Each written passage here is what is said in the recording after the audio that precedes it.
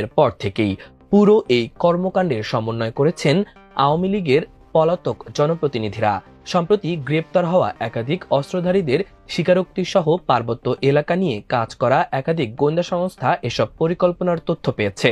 জুলাই বিপ্লবে তাবেদার আওয়ামী লীগ সরকারের পতনের পর বাংলাদেশকে নিয়ে একের পর এক নতুন ষড়যন্ত্রে মেতে উঠেছে ভারত। এই ষড়যন্ত্রের সবশেষ সংস্করণ পার্বত্য অঞ্চল তথা রাঙামাটি, বান্দরবান ও খাগড়াছড়ি জেলা।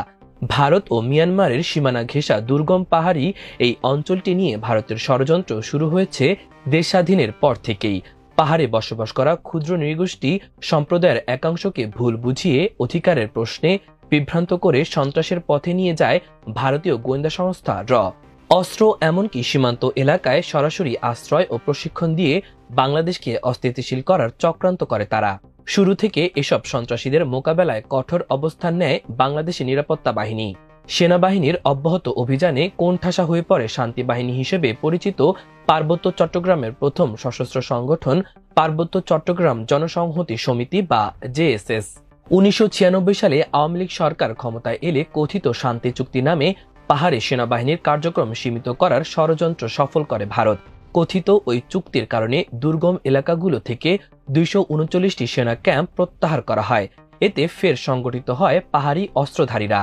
একটি সংগঠন ভেঙে এখন 5টি সংগঠন তাদের সশস্ত্র তৎপরতা অব্যাহত রেখেছে। এগুলো হলো জেএসএস সন্তু, জেএসএস সংস্কার, ইউপিডিএফ গণতান্ত্রিক ও কেএনএফ। আর এই সুযোগ লুফে নিতে শুরু করেছে ভারত। জুলাই বিপ্লবের প্রতিশোধ নিতে শুরুতে সংখ্যালঘু কার্ড খেলে তাতে ব্যর্থ হয়ে পাহাড়ে অস্থিরতা তৈরির পুরনো কৌশল নতুন করে বাস্তবায়নের পরিকল্পনা করেছে ভারতের গোয়েন্দা সংস্থা র।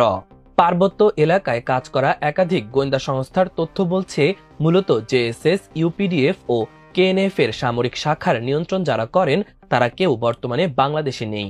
জেএসএস এর অস্ত্রধারী ক্যাডারদের মধ্যে সুভাষ চাকমা ওরফে জানাল বাবু, সুবল চাকমা ওরফে আশিস বাবু, জ্ঞান চাকমা ওরফে কার্জন চাকমা, প্রণতি বিকাশ চাকমা, প্রণতি চাকমা ও অভিযান চাকমা অন্যতম।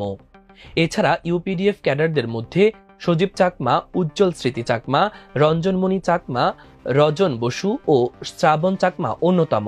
এদের সবাই ভারতের মিজোরাম ও ত্রিপুরায় অবস্থান করে এদেশে থাকা সন্ত্রাসীদের মাধ্যমে অপারেশন পরিচালনা করছে।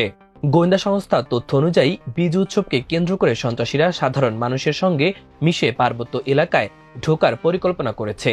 সার্বজনীন এই উৎসবের সুযোগে সংগঠিত হয়ে বড় ধরনের নাশকতা করার পরিকল্পনা রয়েছে তাদের।